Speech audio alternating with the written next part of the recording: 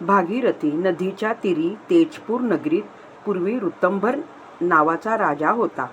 संतान प्राप्तीसाठी जाबली ऋषींनी त्याला गायीची पूजा करण्यास सांगितले. गायीचे तोंड, शेपूट, शिंगे, पाठ या सर्वात देवांचे अस्तित्व असून जो गायीचे पूजन करतो त्यांचे मनोरथ पूर्ण होतात. या संदर्भात जाबाली मुनींनी राजा जनकाची एक कथा सांगितली. एकदा योग सामर्थ्याने राजा जनकाने आपल्या शरीराचा त्याग केला. दिव्य देह धारण करून तो विमानात बसून निघून गेला. त्याने मागे सोडलेले शरीर त्याचे सेवक घेऊन गेले. राजा जनक यमधर्माच्या संयम मणिपुरीच्या जवळून चालले होते. त्यावेळी नरकात पापी जीव यातना भोगीत होते. जनकाच्या शरीरास स्पर्शून येणाऱ्या हवेमुळे त्यांना छान वाटले, पण राजा तिथून दूर जाऊ लागला तेव्हा पुन्हा त्यांच्या यातना सुरू होऊन ते ओरडू लागले.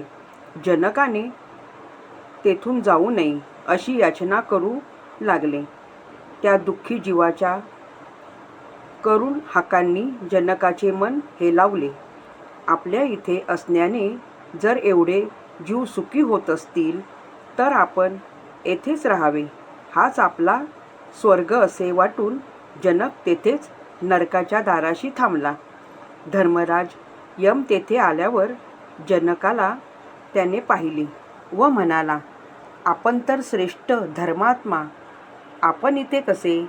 हे पापी लोकांचे स्थान आहे. यावर जनकांनी दुःखी जीवाची दया आल्यामुळे आपण तेथे थांबल्याचे सांगितले. तसेच या सर्वांना नरकातून सोडवत असाल तर मी तेथून जाईल असेही ते म्हणाले. पण त्यांचा उद्धार करायचा असेल तर जनकाने आपले पुण्य अर्पण करावे असे यमाने सांगितले.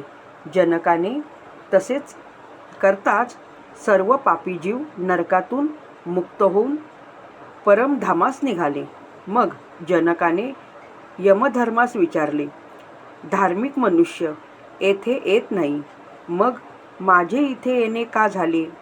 यावर यमाने सांगितले, आपण पुण्य आत्मा आहात, पण आपल्या हातून एक छोटं पाप घडलं.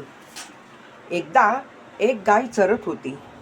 आपण तिथे जाऊन तिचं चरण थांबवलं, पण आता आपले तेही पाप संपले असून दुःखी जीवांना मुक्त केल्याने पुण्यही वाढले आहे.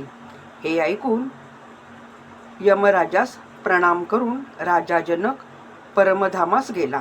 ही सर्व कथा सांगून जाबाली ऋतंभर राजाला म्हणाले, गाय संतुष्ट झाली तर तुला गुणी पुत्र लाभेल.